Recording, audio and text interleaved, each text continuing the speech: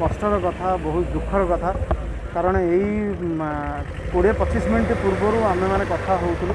जे तांको देह विषय जानापी चेष्टा करूँ एवं डॉक्टर घोष सहित कथा चाहूलु एवं सी कहले नाई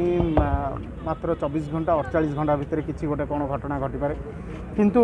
आम भगवान पर प्रार्थना करूँ 48 घंटा बंची मैंने तापठू आहरी समय बंची पारे 10 मिनट भितर सी आमको छाड़ी चलीगले से भारी कष्ट लगे माने दुखटा हूँ माने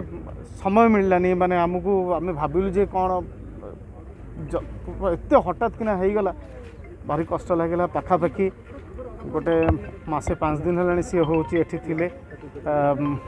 कष्टर समय 63 वर्ष मात्र 63 वर्ष सी आमको छाड़ी चलीगले गोटे सिनेमा सहित मुझे अभिनय आरंभ कर अभिनय शिखी आम साहिर सीए तेणु साही भाई हिसाब से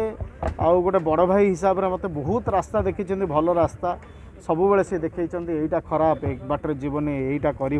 सब कहते आम